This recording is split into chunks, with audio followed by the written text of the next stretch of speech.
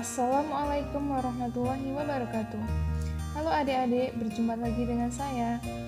Dalam video ini, kita akan membahas materi lanjutan mengenai bab koordinat kartesius kelas 8 semester 2 bersama dengan saya, Yusnia Agustin.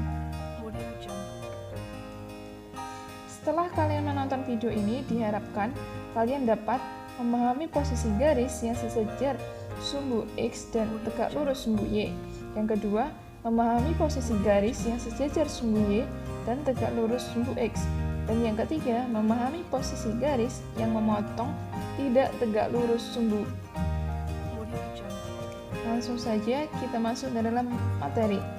Posisi garis terhadap sumbu X dan sumbu Y, yaitu ada 3 posisi. Yang pertama, garis-garis yang sejajar sumbu X dan tegak lurus sumbu Y. Perhatikan garis yang berwarna biru tersebut. Garis yang berwarna biru tersebut posisinya sejajar dengan sumbu X dan tegak lurus dengan sumbu Y. Yang kedua, garis-garis yang sejajar sumbu Y dan tegak lurus sumbu X. Garis-garis merah yang berada dalam bidang koordinat kartesius tersebut berposisi sejajar dengan sumbu Y dan tegak lurus dengan sumbu X. Ya, yang terakhir yaitu garis-garis yang memotong sumbu X dan sumbu Y. Garis yang berwarna hijau tersebut saling memotong terhadap sumbu Y dan sumbu X, dan memotongnya tersebut tidak tegak lurus terhadap sumbu X maupun sumbu Y-nya. Untuk memahaminya, langsung saja kita masuk ke dalam contoh. Yang pertama, gambarlah garis M dan garis N yang melalui titik A 3,4 yang tidak sejajar sumbu X dan sumbu Y, yaitu titik M dan titik N. Garis M dan garis N ini kita buat melalui titik A, yaitu yang berada dalam koordinat 3,4. Yang pertama, kita buat dulu garis M-nya. Nah, garis hijau tersebut berupa garis M. Kemudian kita gambar garis I-nya, yaitu seperti pada gambar. Yang berwarna biru adalah garis N. Jadi dapat diperhatikan garis M dan garis N ini saling memotong, dan posisinya tersebut tidak sejajar dengan sumbu X maupun sumbu Y. Selanjutnya, pada contoh yang kedua, gambarlah garis K dan garis L yang saling sejajar, tetapi tidak tegak lurus dengan sumbu X dan sumbu Y. Jadi kita buat 2 garis yang saling sejajar, tetapi posisinya tersebut tidak tegak lurus dengan sumbu X maupun sumbu Y. Kita buat garis yang pertama, garis K. Dapat dilihat seperti pada gambar. Kemudian jika garis K-nya tersebut dalam posisi seperti itu, maka garis L-nya juga mengikuti.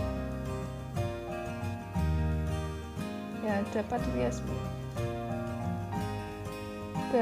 dua garis tersebut saling sejajar dan tidak tegak lurus dengan sumbu X dan sumbu Y-nya. Contoh yang ketiga, diketahui titik A negatif 5,5, titik B 6,-4, dan titik C negatif 5,-5. Tentukan A. Jika dibuat garis melalui titik A dan titik B, bagaimana kedudukan garis tersebut terhadap sumbu X dan sumbu Y? B. Jika dibuat garis melalui titik A dan C, bagaimana kedudukan garis tersebut terhadap sumbu X dan sumbu Y?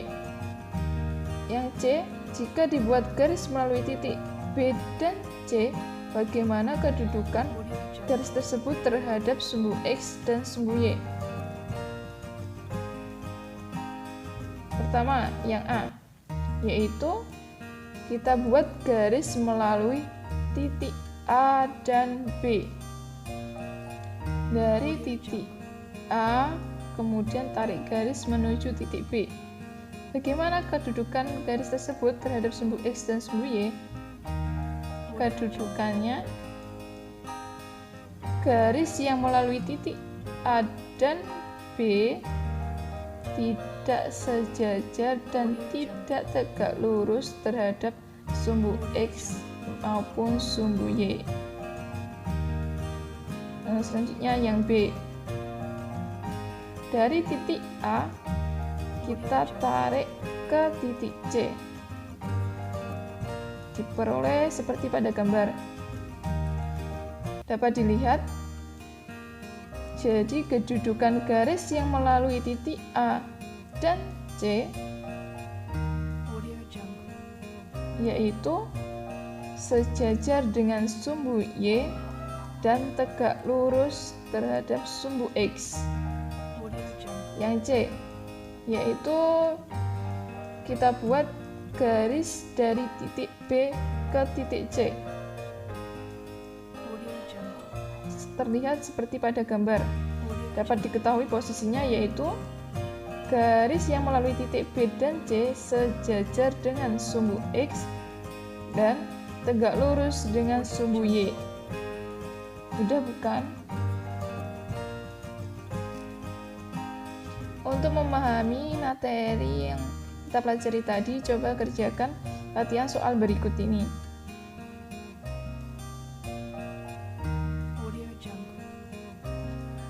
Sekian dari saya, semoga video ini dapat bermanfaat dan terus semangat belajar.